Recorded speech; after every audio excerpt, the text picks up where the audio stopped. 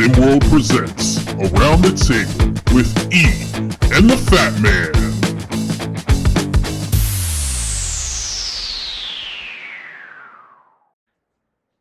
Hello everybody, welcome to Around the Table. It's not me, the B.O.B. I'm JK, stepping in as host of this episode of Around the Table. Not with Big Bob and the Maestro today, with JK and the Sniper J. I'm joined by Sniper J today. Welcome to the show, man. Welcome to the show to us both, actually. But how are you doing on this Tuesday morning? JK, I'm doing good. The sun is shining. Um, Nobody stole my pants. My car did not have a flat tire this morning, so I'm doing good. And no, I'm not Maestro. No, I don't have these wacky stories that's going on all the time. I'm just Sniper J.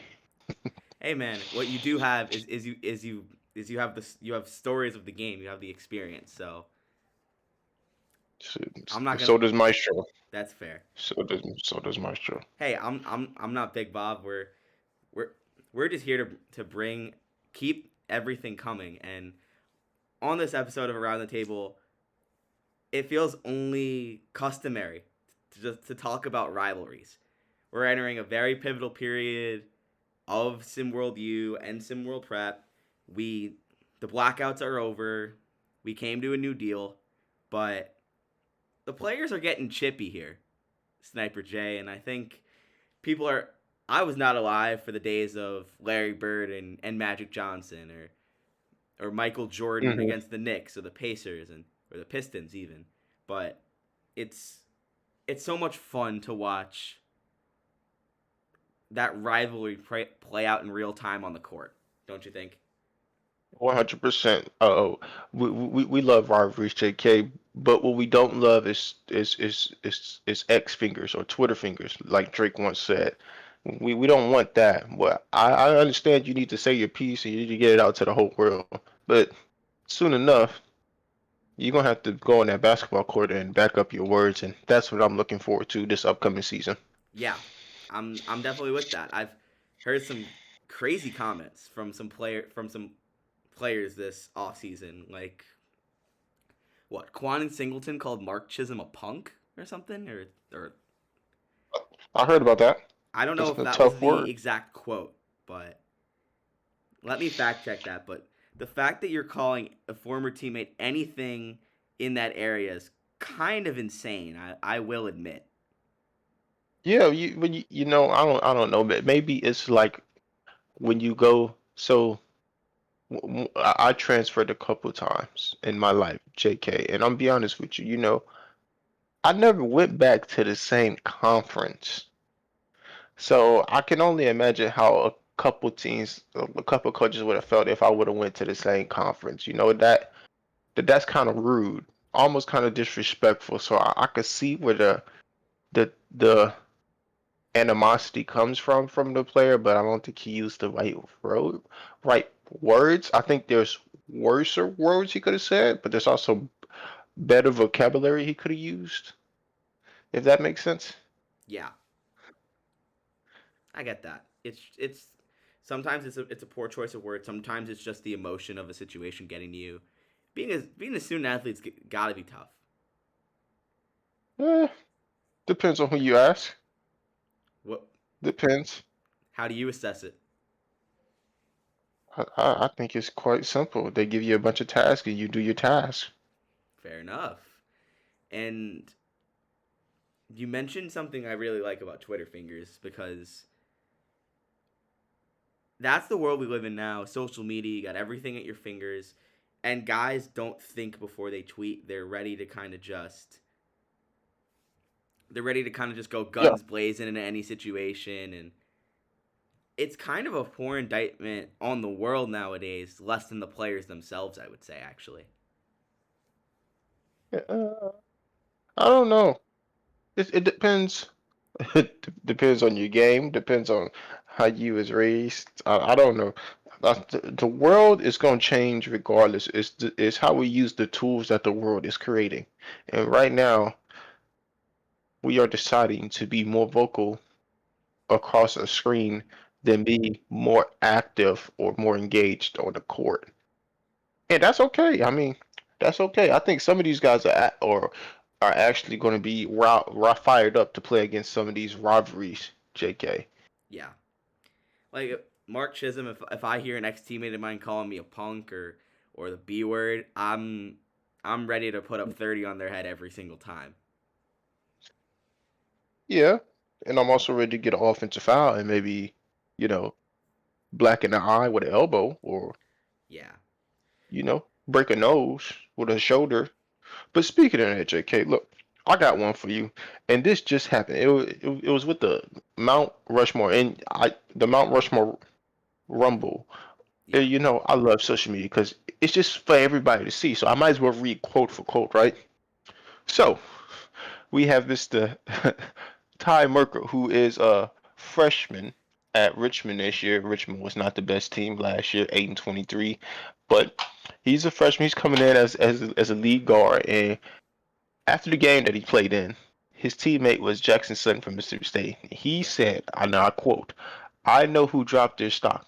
My lord, at Jackson Sutton, pass the ball." Right? Oh man, that's juicy, right? So I just had to keep on scrolling, and then Jackson Sutton responds. He's go, "All right, bro," with the dead emoji face. I don't know if they know what that is, but have fun in the least competitive conference. And now it's back and forth because now they didn't respond, and this is what I love. I'm just gonna keep on going.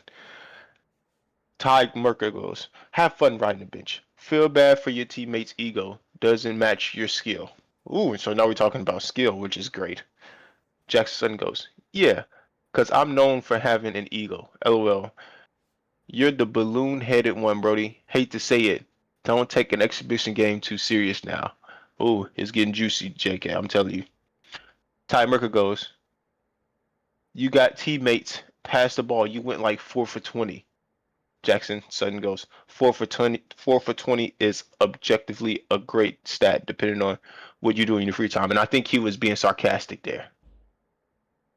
And then, if you want to read the rest, it's all on social media. But I just wanted to get a little bit into it, and that type of Twitter fingers, as we calling it here, it makes me happy. I just hope it translates to the court next year. yeah. And it's kind of crazy to me because we see so many players in prep, SimWorld U pros. They're tweeting at their teammates to start beef. Like it's this stuff surfaces like wildfire, man. Like literally. Yeah, I mean, it's technically national news for a lot of people. Well, a lot of people don't go to the regular news. We turn to social media, and if we turn to social media and we see trash talk, we're going to take that way more and way longer than we ever take. I would say I'm not. I don't want to get into this, but like what the weather is doing in Africa, you know, don't nobody want to know about that. But we do want to know what these all-star athletes are tweeting about and who they're tweeting to and what they're talking about and what's going on in their personal lives. Yes. That's kind of what a lot of it feels. It doesn't feel personal, which is so interesting. It feels very game based and very. There's a lot of competitors in college basketball now, and it's making it fun to watch again. Like there was a stretch there after COVID where college basketball didn't feel the same, and now it feels like we're kind of going back 10 years, and I love it. I am so here for it. I hope you're right. I think that competitive spirit needs to come back. I think it was lost a little bit with no fans, but with having fans in the stadiums and bringing in these ambitious, um, um, loudmouth young men, as I would say, JK, it's only going to help. Yeah, It's only going to help. it's crazy because these rivalries that are starting, it's like Auburn and SMU, not Duke, Creighton and Syracuse, Mississippi State and Richmond. Like these are all out Right. of conference opponents. What's gonna It's happen perfect. in 6 months from now when we're watching Ohio State and Michigan take battle each other at the Chrysler Center, or Duke and North Carolina at Cameron Indoor, some See, Alabama that's the Auburn, thing. like Those rivalries never leave, JK. Like everybody knows about those rivalries, and don't nothing has to be said about Auburn, Alabama, North Carolina, Duke, Ohio State, Michigan. Don't nothing have to be said. Everybody knows what time it is when they see the conference schedule. Everybody knows that. But those out of season ones, those are fun. Like they don't mean as much as the in conference ones, but those out of conference ones, it's like, oh man, it's like big brother, little brother type uh games. And to me, when you're playing against another conference, you like to prove that your conference is better, and that's all this is right now. And we heard it through the messages. Have fun playing in the least competitive conference. That's a huge blow to a player. Like, hey man, don't do that to my team in my conference. Just because you're at this level and I'm at this level doesn't make you that much better than us or better than us at all. So I think these um cross what's the word? Cross conference. Sorry, JK, I can't talk this morning. Y'all good, Uh, man. I'm these good. these cross conference rivalries is what we need in SimWorld U. It gives some of these non conference games meaning and it puts a little emphasis on a win and a loss. Mm. Yeah, because there's more confidence on the line. There's more pride on the line. Like I mentioned this at the start of the show. I love watching players go toe to toe, but if you can't back it up, don't talk. Very simple. Yeah, 100%. And one thing I like is that people are standing there in their ballpark with these Standing on business.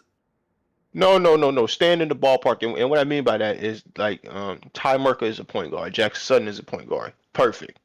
We can see y'all guard each other. We can see y'all go against each other. I don't like the trash talk where oh it's the center and the point guard. Like what are we gonna get out of that? And y'all just playing for team spirit at this point. There's nothing invested because you're not gonna go against him unless he challenge him on a layup or you get a chance to dunk on a point guard. But if you're a center and you dunk on a point guard, who cares? Like you're supposed to do that. Or if you're a point guard and you go around the center and make a layup, who cares? You're supposed to do that. But when you do that on your own position, you blow around a point guard and snatch him back and hit a 3 pointer in his face. Now I can see why you feel some type of way, and that energy is going to be shown on the court. Yeah, and everyone's got something to prove. Everyone wants to go pro. Everybody wants those VIL deals. Everybody wants those endorsements. Everybody has always has more they're looking to achieve, and that's what makes college sports so cool. When you're in the SWBA, you got guys making 70 million a year. Like Devin Booker's making 70 million a year. Relax. Like He deserves he does deserve it. But it. the fact that that is an actual contract we're seeing in modern sports is still insane to me, Sniper, because a guy like that, what more can you really want? Like these college kids are still hungry for a lot. Yeah. Well, kind of. Kind of. I think the VIL is taking it down a lot. But if rivalry comes back and the sport of online talking and playing is involved, I think we could see some of that hungriness that you're talking about, JK. Yeah, I I definitely agree with what you're saying. But Sniper J, I have another question for you before we kind of wrap up this episode. Mm-hmm. SimWorld Store is officially back. What Whoo. players do we think are gonna have the best selling merchandise? Man, who you telling, man? I know Snowman's on there, right? Oh, he's definitely gonna sell out. Um, let me go check the store real fast. Man, I know Trey Turner's on there, man. Mr. Shoot It himself, he's on there. I'm pretty sure he's gonna sell out. Look at that, Jalen Snow. Let me see here. I'm gonna give you one more. I'm gonna give you one more. Just let me find him. Ha! It's got to be Corey Yams. I'm not the biggest fan of him. I think he is a little rough around the edges on offense. He plays good defense, but the his t-shirt and everything and his charisma about himself is gonna make him sell really well, Mr. Corey Yams. So I got Snowman, Trey Turner, and Corey Yams are my top three sellers. What about you, JK? Jalen Snow, you kind of read my mind on that one. I was thinking Jalen Snow. I think on the SimWorld U front, I think Justin Bell's gonna have a high selling jersey. I think you're gonna be seeing Ooh. that jersey on in every fraternity house at Villanova. Uh-huh. Don't know how great the Greek scene is there, but I would say currently in SimWorld U, Nas Hall. Really? What makes you say that? I mean, he was the best player on Kansas. He averaged nearly 20 points per game as a freshman. I think he's one of the favorites for the Naismith. You can see I think D'Angelo Jordan. That's a hot take. But I D'Angelo got Jordan's you. up Keep there. going. D'Angelo Jordan's up there. Nas Hall's up there, and I would say Justin Bell's up there. But I think you could even throw in a guy like Barkley James or Cam Jones. Like I think they're always gonna be selling out and having and Nah, I their could merch is see always gonna Cam do Jones. well. I could see Cam Jones. He SMU's in the heart of Dallas. Dallas kind of rallies around this team. If it's not the Cowboys, it is the Mustangs. And then after the Mustangs, it'll be uh, well, no, I lied. It'll be the Cowboys, the Stars, then the Mustangs, and then the Mavericks. If you Yeah. know what I'm talking about. So I can see a couple of players in the big cities making a splash. I'm not sure. I understand the Kansas. They got the Kansas faithful that's gonna buy it up and all that, but it's different when you're in a big city. The only freshman I see doing really really well on jersey sales, or the big one, I think is Kai Killens. Yeah, yeah. Kai Killings is definitely gonna make a killing. That's Yeah, funny. definitely Kai Killens, and even Sniper. I think you can throw in like D Woodley there and Lace Darius Outlaw, the guys who are coming back to school. Mm, I hate to say this, but I agree with you. D Willie is like the hood favorite. So everybody and their mom, all the way from Compton down to Baton Rouge, all the way up to Memphis to St. Louis to Baltimore, they gonna buy D Willie off the strength that he at Jackson State. He holding it down. He holding it down. Yeah, like I may not like him as a prospect or what he can provide a team at the next level, but he's a damn good college player, That's right. and people are definitely gonna buy his jerseys. And I think Yeah, Arthur Lattimore you could probably throw in there too. the big man. Yeah, he's just a likable guy.